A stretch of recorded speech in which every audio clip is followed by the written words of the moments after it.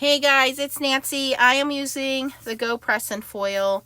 I wanted to try something out. So in my Amazon shop, you can find a replacement cover. So I did purchase one of those. This is one of the original Go Press and Foil, so it didn't have the gridded lines, and I kind of cut in them and just got a little dingy. I'll still keep it as a backup in case I break this one, but the new one has the lines, and you can purchase that as a combo kit with this metal conversion plate, which, you guys, it's super heavy. It's a thick piece of, I think that's steel. It's very smooth. It doesn't have any rough edges. So I'm going to foil this foil plate, and this is a Couture Creations. I don't know if they still make it or not. Simply Defined, I think, is the company from Scrapbooking Made Simple. I just noticed there's a flaw in the plastic here. But it's just a musical note background. So this is almost ready to go. And I'm just going to use some silver glimmer foil, hot foil. And I want to see if we can foil the negative with that conversion plate. I'm just going to use a piece of the Crafty Critta 250 GSM paper. That is getting very hot very quickly. Okay. All right, and then we'll run that through the glimmer. I mean the Spellbinder's Platinum, not the glimmer. Okay, so that's green. That says it's ready. So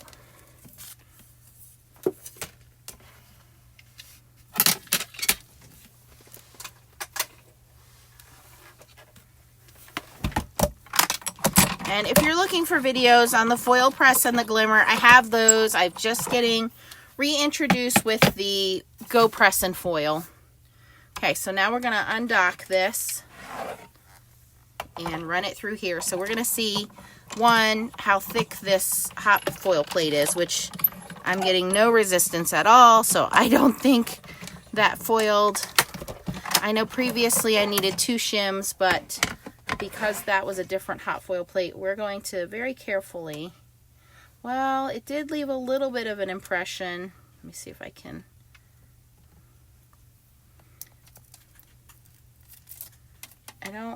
Let me see here. I've already taken it off, but you can see how it's left a little bit of an impression. I don't know if it foiled fully or not. Yeah, see, the middle is not done. So we need to redo this with a shim, but I'm not going to be able to line it back up again. So what I'm going to do is we're going to reuse this piece of paper. I'm just going to use another piece of foil, and we're just going to use the back side. Because, again, the point of this experiment is to foil the waste on that solid metal plate. Okay, so I'm putting my foil shiny side down. I'm going to put this side of the paper up, and I'm going to use the 2 shims I used last time. Actually, I think that did a pretty good job, but yeah, we're going to use 2 shims. So I'm using 110 pound Recollections cardstock. So we're just going to use 2 of those as our shim. Okay, so we're going to give that a moment to warm up. And then we'll take that negative foil and transfer it, hopefully with that metal plate. So I'm just going to give this a few minutes. It's already pretty warm, so I don't think it'll take long here. Now that's the only real difference between the Go Press and Foil and the glimmers. The glimmer gives you a 60-second timer. This one doesn't. So you kind of have to just count down to yourself for a minute or till you know that you can feel that those dies are pretty hot. If you have good pressure, they'll transfer over. So let's try this again, this time with the 2 shims. Oh yeah, there's definitely a little bit of resistance that time around.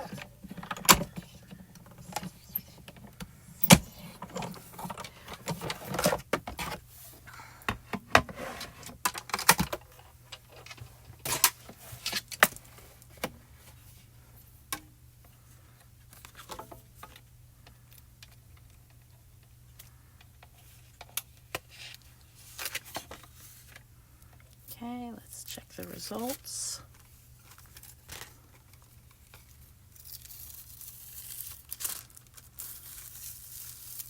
And that foiled pretty well. I'm pretty happy with that. There's a little bit of underfoiling right there, but perfect for sentiment. So now I'm going to take this plate off.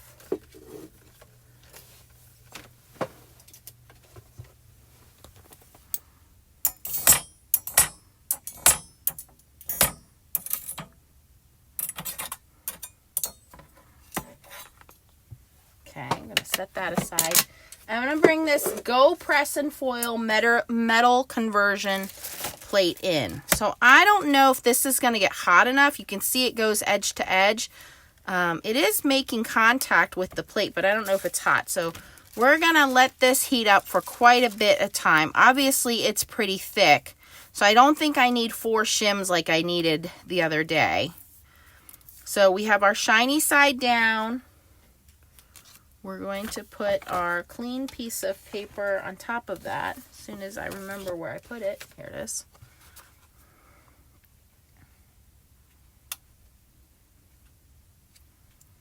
And my machine is blinking red, telling me it's not hot enough, and I'm going to go in with 2 shims, again, to give it a little bit more thickness and pressure, but also to protect my clear plate from getting foil on it.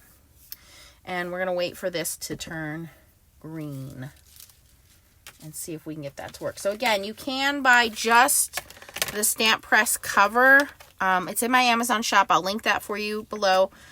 Or you can buy the stamp press cover with the metal conversion plate as a kit. I think it was, I want to say 25 bucks. Let me look it up.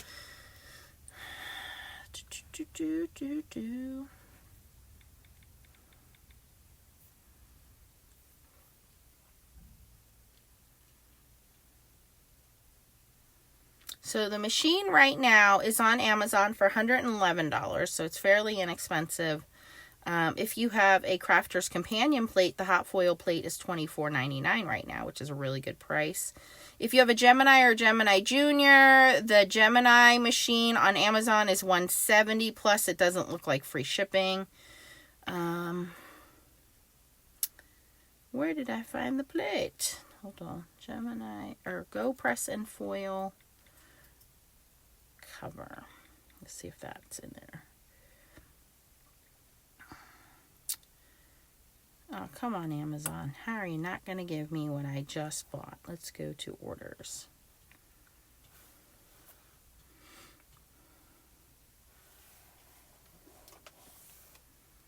Okay, so it's under Art Deco. That's why. Art Deco Creations. $31.50 I paid for the top plate and the metal conversion plate. The metal plate. You can buy, okay, so just the replacement lid, if you look up Art Deco, and I'll link it below, it's $21.50. So it's basically $10 for that metal plate, which isn't too bad.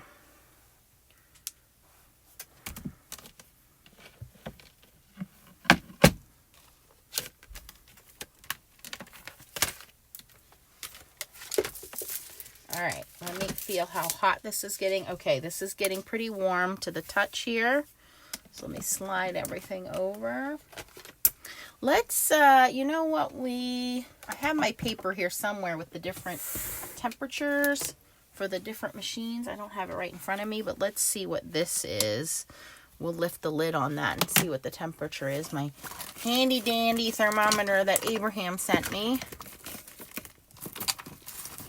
Somewhere I have written down all the temperatures of all the machines. I just have to find it. All right, so this is now green. We're going to move over.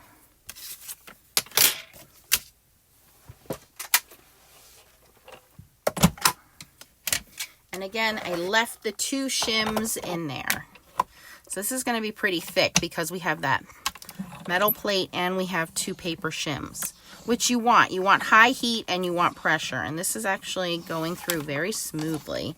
And I'm going to run it through once and then twice.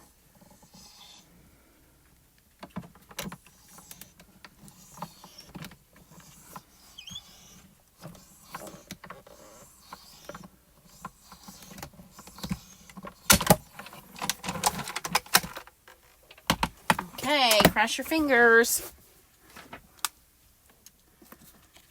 I'm going to take our 2 shims off. There is our metal plate.